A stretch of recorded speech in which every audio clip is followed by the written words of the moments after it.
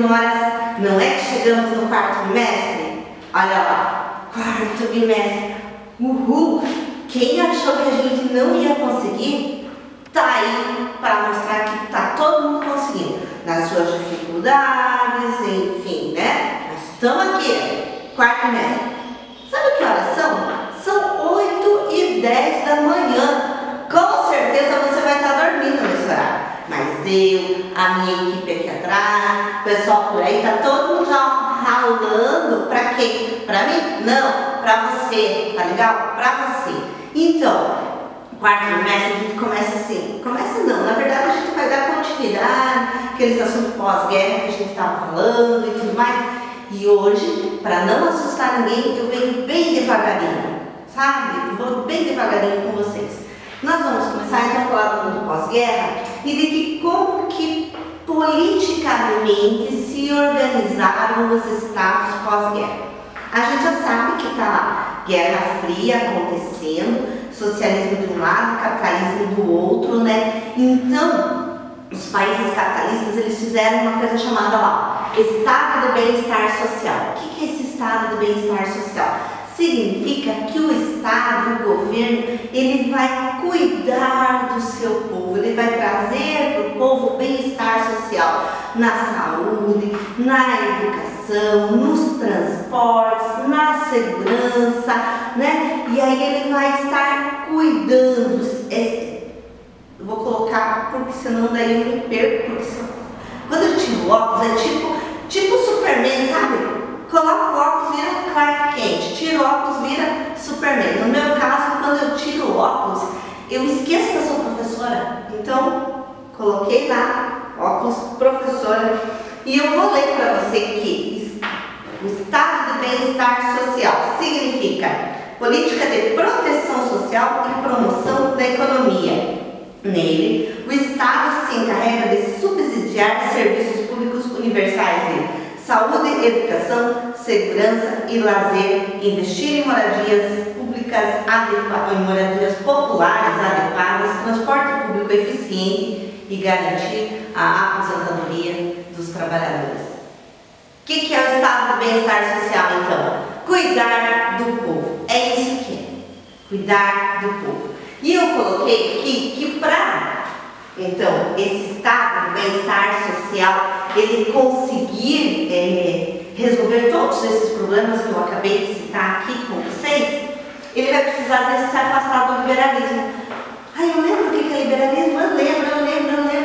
Lembrei, liberalismo é aquele onde o Estado não intervém na economia, o Estado deixa a economia se autorregular. Ele não intervém nem no preço, nem na quantidade de produtos, nem para onde que vende, nem nada. O Estado, né, vai deixar o barco correr da economia. No nosso caso, para que a gente possa então arrecadar fundos para suprir tudo aquilo que eu venho falando para você, ele vai ter que se afastar do liberalismo, ou seja, ele vai ter que fazer algumas intervenções na economia, beleza? Primeiro item. Mas isso, já que ele vai fazer a intervenção na economia, ele vai ter que ofertar empregos. E aí vai surgir uma oferta de empregos públicos muito grande, porque ele vai estar investindo na construção de escolas, na construção de postos de saúde. E aí a gente vai ter desde a mão de obra mais barata até a mais elevada, a mais cara, né, nessa oferta de empregos.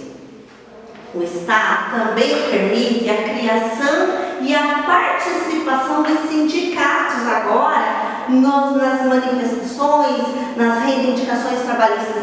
O Estado de Bem-Estar Social é o máximo. Não! O que eles tinham? Medo do socialismo. Então, como havia a ideia de capitalismo e socialismo, eles resolveram dessa forma trazer emprego, porque todo mundo que está empregado fica feliz, deixarem os sindicatos se manifestarem, vão intervir na economia para estar trazendo esses benefícios ao povo, para que os trabalhadores que já tinham ouvido falar do socialismo e tudo mais, agora não se voltem para essa ideologia socialista. Percebeu? É isso mesmo. É assim que funciona esse estado de bem-estar social. E aí, aparentemente, está tudo muito lindo, está tudo muito bom, está tudo muito bem, né? Porque aí as pessoas têm emprego, as pessoas podem se manifestar, as pessoas estão tendo uma boa educação, estão tendo uma boa saúde, tem segurança. Então, aparentemente, está tudo lindo. Não, gente, não está. Protestos vão surgir das minorias, especialmente das minorias negras, que vai estar agora, né, que a gente está falando da década de 60, 70, depois da Segunda Guerra Mundial, a gente sabe que as minorias nunca elas são contempladas no seu todo, né? E mesmo que o Estado, aparentemente, ele venha cuidar dessas minorias, nunca é de uma maneira igualitária. E aí essas minorias começam, então, a fazer protestos e a mostrar ao mundo que o estado de bem-estar social não é assim tão bacana quanto se vem falando, quanto se vem colocando, né, para as pessoas. E disso também, então, né, se o estado de bem-estar social, que é dos países capitalistas, não está dando certo, então beleza. Então todo mundo vai ser agora socialista. Não. Por quê? Porque o socialismo também agora já passa a ser criticado. Finalzinho da década de 80, não esqueça que o socialismo ele acaba. Tanto que vai terminar a União das Repúblicas Socialistas Soviéticas. Está caminhando para isso, né? A gente foi lá na Primeira Guerra Mundial, a Rússia, né? Aí a gente vai transformar a Rússia em socialista com a Revolução Russa. Aí a gente vai ter, né, a União Soviética participando da Segunda Guerra Mundial, vai ter a importância da União Soviética na Segunda Guerra Mundial, o final da Segunda Guerra Mundial e essa potência emergindo junto com os Estados Unidos. E aí a gente está caminhando para o término, então, desse momento socialista. Daí a gente fica, então, né, prevalecer o capitalismo. Isso significa que o capitalismo é bom? Não, não é. Mas é o que você tem para hoje, né? Então a gente não tem muito o que fazer, né? Não tem outro tipo de economia que possa estar vindo para nos acudir, porque o capitalismo também não é bom. O capitalismo ele é segregacionista também, né? Mas como é o que se tem para hoje, só que o socialismo ele não conseguiu se manter. E aí a gente vai ter então, além desses protestos das minorias, não vamos virar socialistas, né? Não vamos para o caminho socialista, porque ele também já está com seus dias contados, vamos chamar assim, né? Fica melhor. Para o lado de cá, eu coloquei assim, está vendo como eu estava indo rapidinho? Por quê, gente? Porque na verdade, né, a gente está, como eu disse, iniciando no quarto trimestre, então eu estou indo devagarinho com você para você não se assustar, tá legal?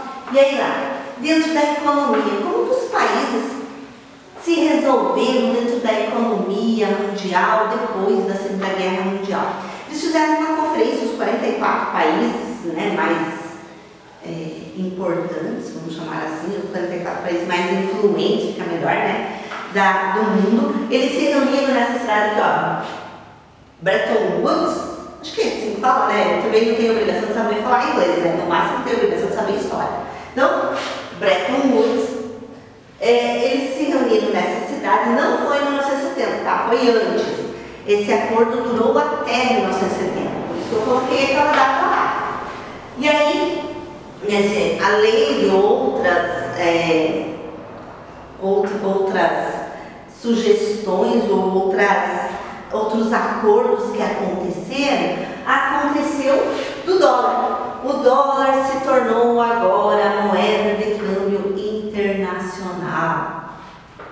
Foi aqui. É até hoje? É até hoje, né? Mas o dólar agora ele se tornou então a regra, né?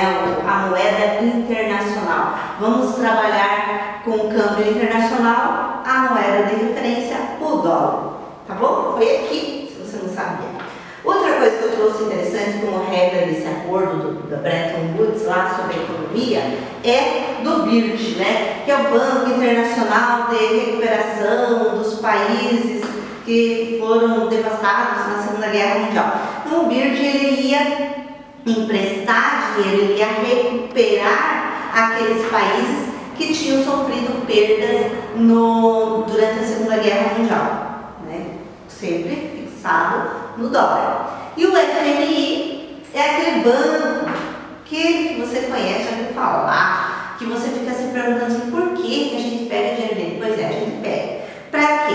Para que ele pudesse emprestar dinheiro para alguns setores específicos, tipo educação, saúde. O FMI empresta aqui no Brasil mais dinheiro para a educação, sabe? Ele vai estar, então o país está em crise econômica, ele vai emprestar dinheiro então para educação, para saúde e tudo mais. E todo banco que empresta dinheiro, você sabe que tem o juro e tudo mais, mas foi aqui que foram criados como uma forma de recuperar o mundo pós-guerra. Lembre que a gente está vendo o mundo pós-guerra, tá legal?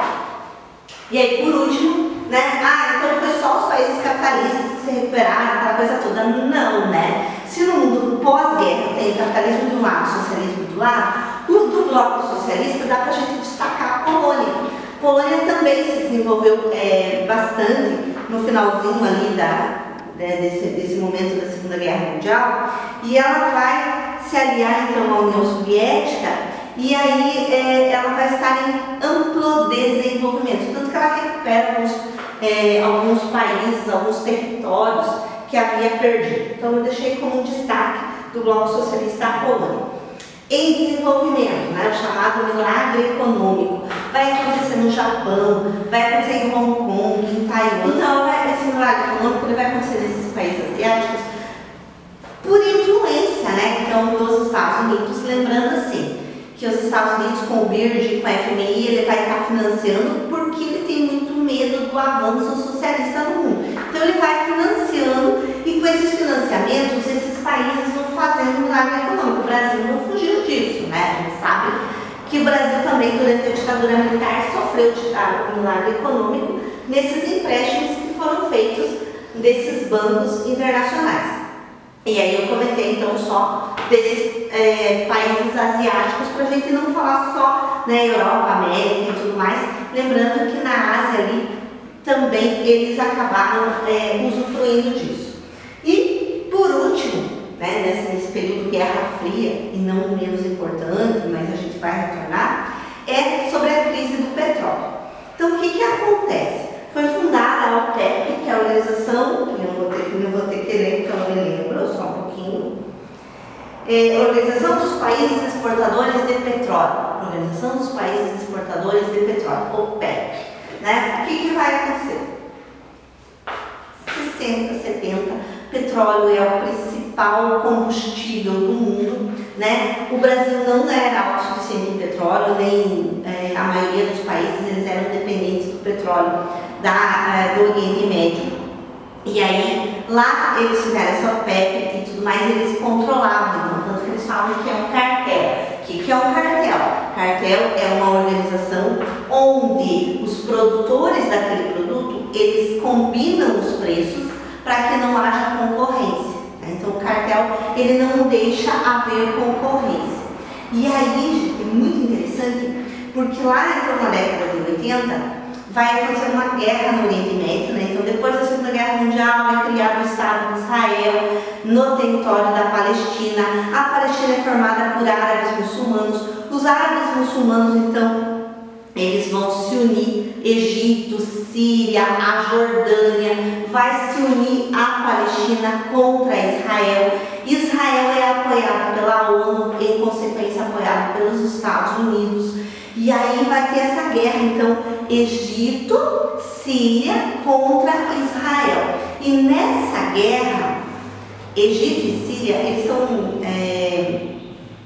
já havia acontecido uma guerra chamada Guerra dos 6 Dias, também com Egito, Síria e Jordânia contra Israel, e eles perderam. E aí Egito e Síria retomam essa guerra, né? Não é a mesma guerra, mas eles vão retomar essa guerra, e nessa guerra, agora, Israel, como eu disse, apoiado pelos Estados Unidos, vai vencer essa guerra.